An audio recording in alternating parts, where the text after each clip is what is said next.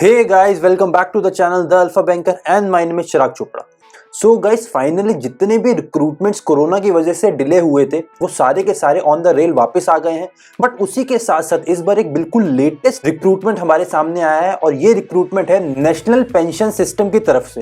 भाई national pension system बहुत time बाद पहली बार ऑनलाइन रिक्रूटमेंट प्रोसेस के साथ हमारे सामने आ गया है। भाई ये बहुत ही लुक्रेटिव जॉब है, बहुत ही लुक्रेटिव अपॉर्चुनिटी है सारे के सारे एस्पिरेंट्स के लिए, बिकॉज ये दो कैडर्स में रिक्रूटमेंट करने वाले हैं, grade A and grade B. और भाई इनके नोटिफिकेशन के हिसाब से इनका जो सीटीसी है कॉस्ट टू कंपनी रहेगा 18 lakh for grade A and 21 lakh for grade B.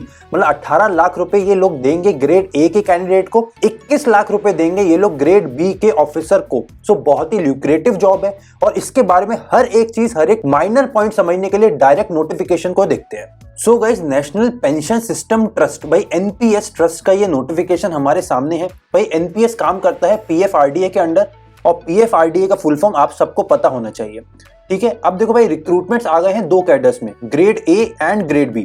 भाई ग्रेड बी के ऑफिसर की पोस्ट बोली जाएगी मैनेजर, वहीं ग्रेड ए की ऑफिसर की पोस्ट को बोला जाएगा असिस्टेंट मैनेजर।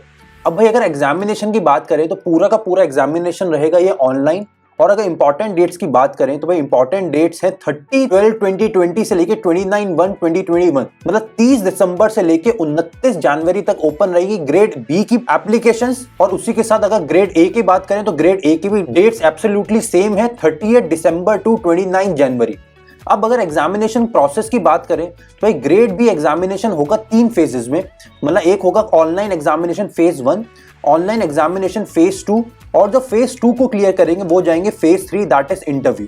और यहाँ पे भी बिल्कुल एसबीआई और आईबीपीएस की तरह ही है, जहाँ फेज 1 रहेगा क्वालिफाइंग इन नेचर और फेज 2 एंड फेज 3 के मार्क्स जुड़ेंगे आपके फाइनल सीट अलॉटमेंट में, ठीक है। और वहीं अगर ग्रेड ए की बात करें तो भाई ग्रेड ए में रहेंगे बस 2 फेजेस, फेज 1 रहेगा ऑनलाइन एग्जामिनेशन और फेज 2 रहेगा डायरेक्ट इंटरव्यू।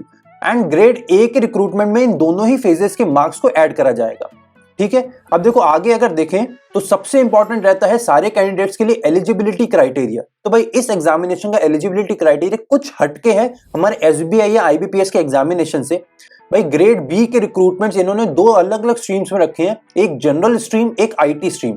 अगर जनरल स्ट्रीम की बात करें तो भाई आपके पास होना चाहिए या तो masters degree in any discipline, या होना चाहिए आपके पास बैचलर्स डिग्री इन लॉ या बैचलर्स डिग्री इन इंजीनियरिंग, या सीएस, सीएफए या सीए होना चाहिए आपको। अब भाई देखो बहुत सारे बच्चे ऐसे हैं जो इंजीनियरिंग करके आए हैं, तो वो सारे के सारे इनके जनरल स्ट्रीम में अप्लाई कर सकते हैं ग्रेड बी कैडर में, ठीक है। वहीं अगर आईटी स्ट्रीम की बात करें तो भाई उसमें भी आपके पास बैचलर डिग्री होनी चाहिए इलेक्ट्रिकल, इलेक्ट्रॉनिक्स या इलेक्ट्रॉनिक्स एंड कम्युनिकेशन आईटी या सीएस से, या आपके पास होना चाहिए मास्टर्स इन कंप्यूटर एप्लीकेशन। अब भाई ग्रेड बी में एक और चीज इंपॉर्टेंट है, वो है आपका जॉब एक्सपीरियंस। तो इसमें बोला गया है कि भाई अगर आप जर्नलिस्ट कैटेगरी से अप्लाई करते हैं तो आपके पास एटलीस्ट 3 साल का मिनिमम एक्सपीरियंस होना चाहिए। और इसी के साथ साथ अगर आप आईटी कैटेगरी से अप्लाई करते हैं तब भी आपके पास 3 साल का जॉब एक्सपीरियंस होना चाहिए, ठीक है। अब आगे अगर ग्रेड ए की बात करी जाए तो भाई ग्रेड ए का बहुत सिंपल क्राइटेरिया है, या तो आपके पास मास्टर्स डिग्री होनी चाहिए किसी भी डिसिप्लिन में, या बैचलर्स डिग्री होनी चाहिए आपके पास लॉ में या इंजीनियरिंग में, या सीए, सीएस, सीएफए होना चाहिए। मतलब जितने भी इंजीनियरिंग कैंडिडेट्स हैं या जितने भी लॉ कैंडिडेट्स हैं या जितने भी कैंडिडेट्स हैं जिन्होंने किसी भी डिसिप्लिन में मास्टर्स डिग्री ली हुई है, वो सारे के सारे कैंडिडेट्स इस एग्जामिनेशन में ग्रेड ए में बैठने के लिए एलिजिबल हैं। अब भाई देखो इसके साथ अगर नोटिफिकेशन का एक बहुत इंपॉर्टेंट पॉइंट समझें, वो देखो ये है, eligible candidates are permitted to apply for different post in multiple streams as per their eligibility of age, educational qualification and experience. इसका मतलब एक कैंडिडेट जो एक से ज्यादा स्ट्रीम में एलिजिबल है तो वो एक से ज्यादा फॉर्म्स को फिल कर सकता है। मतलब अगर आप एक ऐसे कैंडिडेट हैं जो ग्रेड ए की क्वालिफिकेशन को भी मीट कर रहे हैं और ग्रेड बी की क्वालिफिकेशन को भी मीट कर रहे हैं, तो आप इन दोनों एग्जामिनेशन में एक साथ फॉर्म भर के दोनों ही एग्जामिनेशन के लिए एलिजिबल हैं। और इसके साथ कुछ वो बच्चे जिनका फाइनल एग्जामिनेशन तो हो चुका है बट उनका अभी तक फाइनल रिजल्ट नहीं आया है, तो उनके लिए भी बहुत अच्छी अपॉर्चुनिटी है, बिकॉज यहाँ ये भी गिवन है कि candidates who have appeared for final examination and waiting for results are eligible to appear in the examination. तो जितने भी बच्चे हैं जिनका फाइनल रिजल्ट नहीं आया है बट एग्जामिनेशन हो चुके हैं, तो वो भी अप्लाई कर सकते हैं इस रिक्रूटमेंट प्रोसेस में। अब इसके साथ अगर मोड ऑफ सिलेक्शन की बात करें तो भाई किस टाइप का एग्जामिनेशन हमारे सामने आने वाला है, तो भाई सबसे पहले बात करते हैं ग्रेड बी ऑफिसर की। तो भाई ग्रेड बी ऑफिसर में होने वाले हैं 3 एग्जामिनेशन, जैसे कि हम ऑलरेडी बात कर चुके हैं। पहला होगा phase 1 then phase 2, then phase 3 interview. ठीक है, अब अगर फेज 1 एग्जामिनेशन की बात करें तो देखो मैंने यहाँ इसको स्टार मार्क कर रखा है। स्टार मार्क क्यों? बिकॉज यहाँ ये सारा का सारा बाइफिकेशन है आपके एग्जामिनेशन प्रोसेस का। इसमें टोटल 5 सेक्शंस में एग्जामिनेशन होगा फेज 1 का। फर्स्ट सेक्शन होगा English, then reasoning, GK, computer awareness and quant. भाई इंग्लिश सेक्शन रहेगा आपका 40 क्वेश्चन 40 मार्क्स का, रीजनिंग सेक्शन आपका रहेगा 40 क्वेश्चन 50 मार्क्स का, जीके सेक्शन आपका रहेगा 40 क्वेश्चन 40 मार्क्स का, कंप्यूटर 40 क्वेश्चन 40 मार्क्स के, एंड क्वांट रहेगा 30 क्वेश्चन फॉर 30 मार्क्स। मतलब यहाँ आपको टोटल 190 क्वेश्चंस मिलेंगे 200 मार्क्स में, और टोटल ड्यूरेशन रहेगा एग्जामिनेशन का 150 मिनट्स। मतलब यहाँ पे आपका रहेगा sectional timing plus overall timing रहेगा आपका 150 मिनट्स, मतलब 2.5 घंटा। अब इसके साथ अगर और इंपॉर्टेंट चीजों की बात करें तो भाई यहाँ पे भी नेगेटिव मार्किंग रहेगी 1/4 of the total mark of that question. अगर एक क्वेश्चन 1 नंबर का है तो 0.25 मार्क्स नेगेटिव होगा, और अगर 2 नंबर का है तो 0.5 नेगेटिव मार्किंग रहेगी उस क्वेश्चन की। भाई वैसे ही सेक्शनल टाइमिंग के साथ साथ इस एग्जामिनेशन में सेक्शनल कट ऑफ भी रहेगा। भाई यहाँ क्लियरली गिवन है, candidates would need to secure separate cut offs in each test, that is each section. ठीक है, और इसके साथ एक और इंपॉर्टेंट चीज दी है, that marks obtained in phase 1 shall be used only for shortlisting for phase 2 candidates. ठीक है, and will not be counted for final selection of the candidates. ठीक है, मतलब फेज 1 के मार्क्स अकेले क्वालिफाइंग इन नेचर रहेंगे आपके फेज 2 के लिए, बट आपके फाइनल रिक्रूटमेंट में ऐड नहीं होंगे। ठीक है, तो ये हो गई हमारी फेज 1 की बात। अब अगर फेज 2 की बात करें तो भाई फेज 2 रहेगा हमारा अकेले 2 पेपर्स में। पेपर 1 रहेगा हमारा ऑल स्ट्रीम कॉमन, जिसमें रहेगा हमारा इंग्लिश का डिस्क्रिप्टिव 100 क्वेश्चन का पेपर 1 घंटे का, जिसमें आपको डिस्क्रिप्टिव राइटअप करना पड़ेगा। भाई ये भी ऑनलाइन एग्जामिनेशन ही है, इसमें आपको टाइप करना पड़ेगा कुछ डिस्क्रिप्टिव टेस्ट, जैसे कि हमारे एसबीआई या आईबीपीएस में भी आते हैं।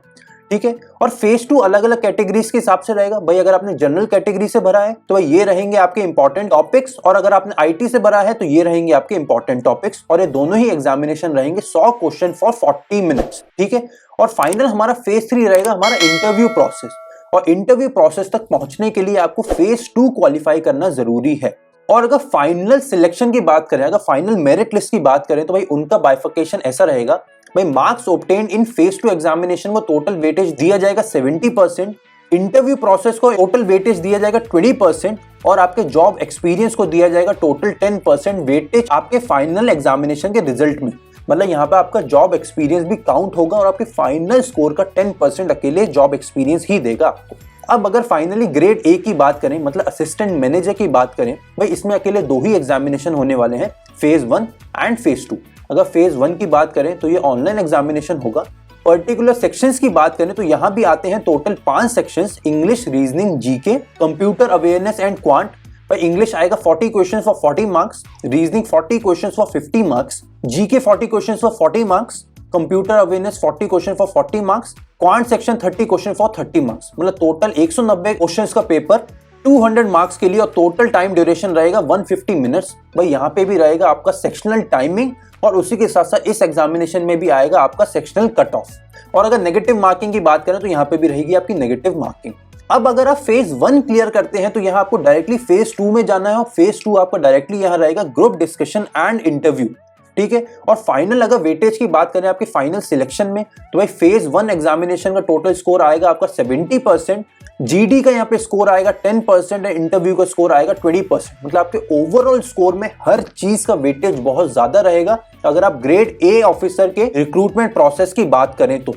अब आ गई भाई सबसे इंपॉर्टेंट बात, that is allowances, that is salary. तो भाई यहाँ नोटिफिकेशन में क्लियरली गिवन है दैट बेनिफिट्स ये सारे रहेंगे। भाई आपको मिलेगा LFC, that is leave fair concession, medical expense मिलेगा, आपको पर्सनल एक्सीडेंट इंश्योरेंस मिलेगा, आपको स्पेक्टेकल चश्मे खरीदने के लिए पैसे मिलेंगे, एजुकेशन अलाउंस मिलेगा, फाइनेंशियल डेलीज मिलेंगे, बुक ग्रांट्स मिलेंगे, ब्रीफ केस, कन्वेंस मतलब पेट्रोल मिलेगा, हाउस क्लीनिंग, आपको क्लीनिंग के लिए अलाउंस मिलेगा, स्टाफ फर्निशिंग स्कीम मतलब आपको फर्नीचर खरीदने के लिए भी पैसा देगा NPS, scheme for purchasing computers and all other benefits as are admissible to an officer grade E in NPS trust. मतलब एक ग्रेड ई ऑफिसर को जितने भी अदर बेनिफिट्स मिलते हैं तो सारे के सारे बेनिफिट्स मिलेंगे ग्रेड बी ऑफिसर को भी।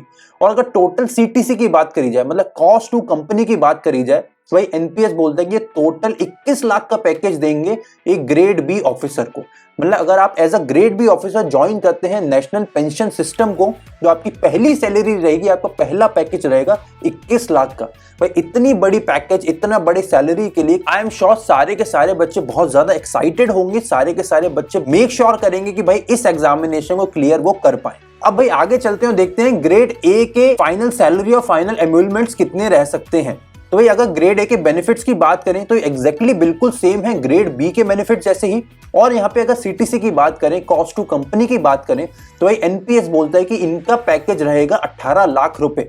मतलब एक जो बच्चा as a grade A officer join करेगा नेशनल पेंशन सिस्टम, उसको मिलेंगे around 18 lakh per annum. 18 lakh का रहेगा आपका first package. So guys buckle up your seats and make sure कि ये एग्जामिनेशन में आप अपना बेस्ट फुट फॉरवर्ड रख सकें। तो भाई यहां तक हो गई हमारी टोटल एम्यूलमेंट्स की बात, टोटल सैलरी की बात। अब भाई बात करते हैं प्रोबेशन की, मतलब आप कितने टाइम का आपका प्रोबेशन चलेगा।